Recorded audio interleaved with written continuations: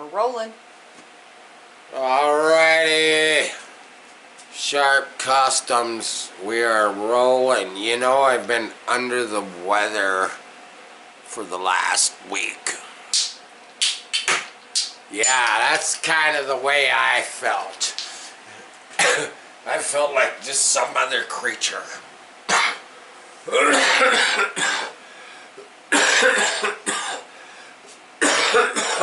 The cough, I'm telling you, the cough is killing me. We're gonna try and get through this little video. Yes, I'm down with the sickness. I feel like I'm coming out of it. You know, probably shouldn't smoke so much. You know, the whole lizard eyes, that was just, yeah. I just feel like something else. That's kind of what I've been doing for the last 4 or 5 days, just kind of slithering around, you know, like a snake, or not doing a whole lot. Yes, I did get my wood pile moved, and that was like, you could ask me about that, and I would be like, nah, I don't know what you're talking about. Because I did it all, you know, sore back, sore legs, sore shoulders. Just kind of went about it, did it, got the job done. Had a few people help me. Obviously, camera girl, you know, my lovely wife, she helped. My son helped. A few other people helped. But there's a lot of work, man. It's, you know, days and days and days. You just like to go for it. But when you're sick, you know, when the whole family is down with the sickness, it's like every single thing takes so much longer.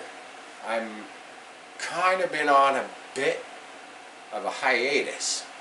I've been kind of hiding out in the garage, hiding out in the house, doing a lot of sleeping, you know, taking the meds, the Buckleys, you know, the Advil, the beers, you know, the beers are great. Let me just tell you that. The beers are great, but let's face it, they don't help. Look at this thing. Look at this thing. We've got this body sitting on this chassis, sitting low. It's not sitting exactly where I want it. I'd like it just there we go. I'd like it just a little bit lower, but it is sitting up on the backs of the frame nuts. And I actually came up with a solution today. I could take the backs of the frame, and I was thinking I'd chop them off so that I could dip this tail section just a wee bit lower, you know, because we want this thing scraping asphalt. But then I thought, well, they're kind of hitting the edges on both sides. I could actually take the ends. You take the ends, and I could cut them, and I could just kind of tweak them in. I just bend them in like that to the insides of the fiberglass, and that will actually let this drop down just a little bit more. I don't know if the camera can see it there, but the frame is like right there. Yeah, it's right there, right where my finger is. So if I bent it inward on both sides, that would actually let the tail drop down just a tiny bit more, which I think would be perfect. But yeah, we got a mock-up. We got a mock-up motor sitting in here. We don't have the grill. We don't even have suspension in the front yet. You know, it's gonna be a little bit. This motor is, it's sitting on the ground. It's gonna be actually sitting higher. It's gonna be sitting up. I'm gonna say we need some ground clearance, so it's gonna be sitting up around there, which is actually pretty cool because I'm chopping the roof on this. I'm going to chop the roof on this. The roof on this will probably, if this is sitting up here, it's just for an instance, if this is sitting up here, and I take some more out of this roof, it's not going to be much, just a little bit, but this roof will be kind of flush with the top of the blower. And that's kind of the look. That's kind of the look I'm going for. We're gonna take, oh, I don't know, half an inch. We're gonna take half an inch out of the roof. It's gonna look pretty bitchin'. I think it already looks pretty bitchin' right where it's, you know, kind of riding. Now I use this mold to create what you see here, which is my new molds for it's, you know, two sides. We've got the back up to the front, up to this flange, and then we've got the firewall windshield. And this is kind of my new mold to reproduce these bodies. It's all clear cast. Lately I just don't do the tooling gel because I did so well doing the GT40 bodies. You know, those were all clear cast. Those were all clear cast molds. Every single one of them was a clear cast mold. You know, you go back, you watch the videos. You know, they're all clear cast. Every one of them. Do they have some wear and tear? Of course they have some wear and tear. You know, we're approaching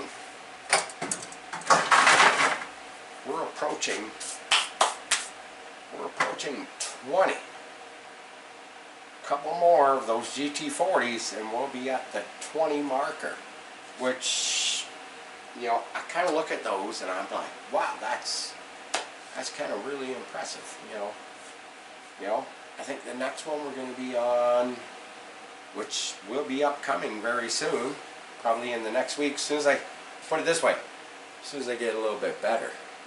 As soon as I look at, I have done, oh man, I have done so little in the last week. I have done minuscule compared to what I normally do. My focus just is not, you know, man, I'm sick. My focus is just, it's way off in left field, man.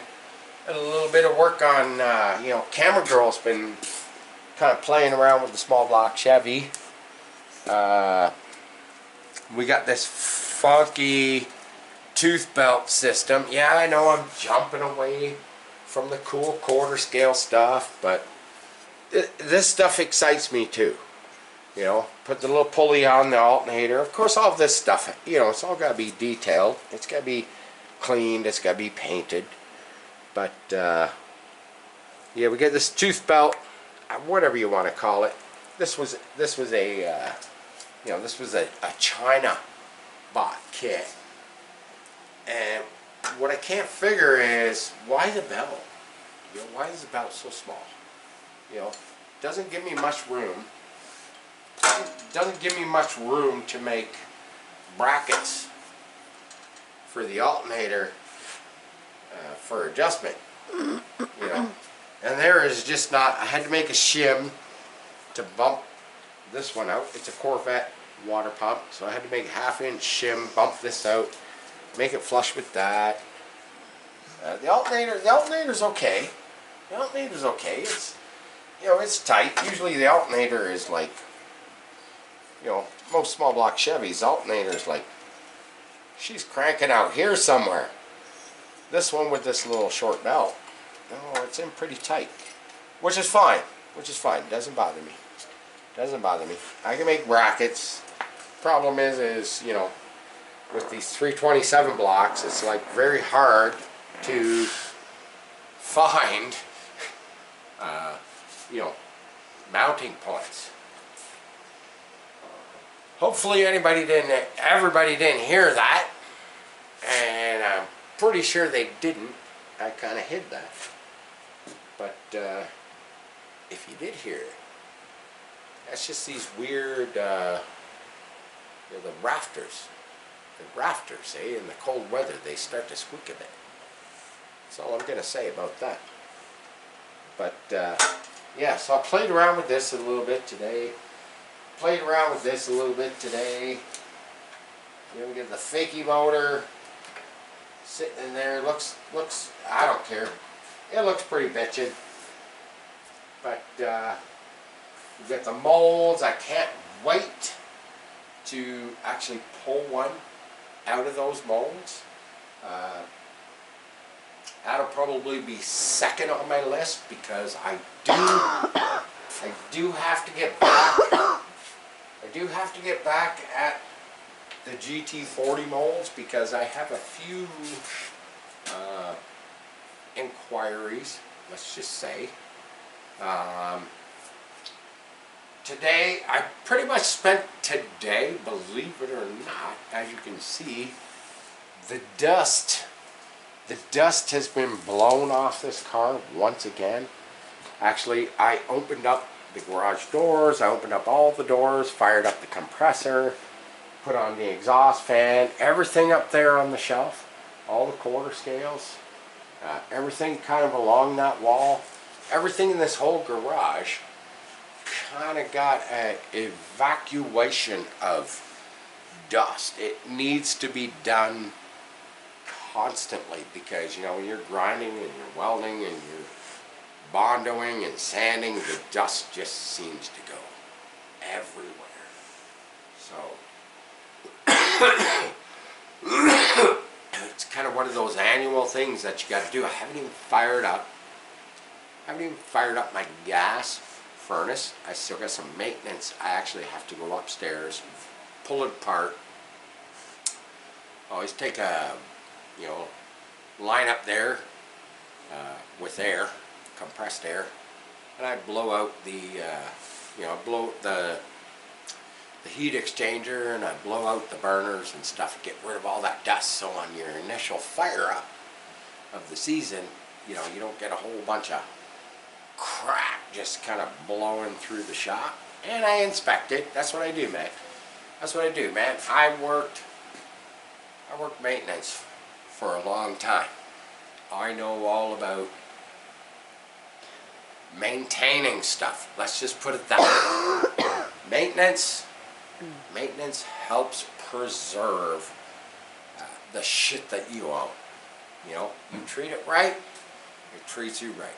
Man, I'm telling you, I've had a furnace down in my basement. I've had a furnace down in my basement that is probably, is a high efficient furnace. We put it in, I'm going to say, 20 years ago. That thing should have fucking crapped out. Yeah, I said it. That thing should have fucking crapped out a long fucking time ago. But, like I say, I'm a maintenance guy. I take care of everything we have here at this establishment. You know, I have a furnace upstairs, I take care of it. Furnace upstairs I don't worry about too much because I've actually got a clone. I've got a clone of that furnace. It's a mid-efficient, and I've got a clone of it sitting right beside it. That I just acquire these things. You know, I acquire these things. People get rid of them. They don't want them because they're going to high efficiency, and they're like, oh, hey Sharpie, you want this furnace? I'm like, oh yeah, man, bring her down. Bring her down. I'll store it. I don't care. You know, it's like my hot water heater in my basement.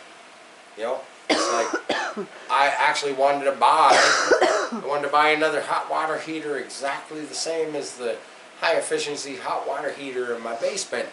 And I was actually talked out of it because my buddy's like, well, yeah, but if you buy one now,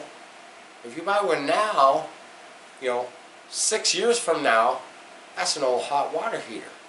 And I'm like, well, Yeah, but I'm not using it. It's still in the box. It's brand new. You know, and if my hot water heater goes for a shit, and I got to replace that one, it's like I'm still replacing it with a brand new one. And he goes, yeah, but that doesn't make no sense. And I'm like, well, no, to me it makes perfect sense. You know, because I bought it for $300. I didn't wait 6 years and pay $1,200. You know what I'm saying? That's what I'm getting at, you know. As the years go on and on and on, the shit that we need for our homes to maintain them, the price just keeps going up and up and up. You're like, you do not want to know what a high efficiency furnace is worth these days. You know, I will keep repairing what I've got, because to buy something new is retarded. That's all I'm gonna say. But anyhow, I've gone way off track. I've gone way off track from the Sharp Customs. You know, yeah, we did a big cleanup. I showed you the 34 that I'm building. Showed you a little bit of this small block. There's all kinds of craziness with this little small block Chevy. But you know, yeah. Yo, lizard eyes. But it won't be long. A few more days, man.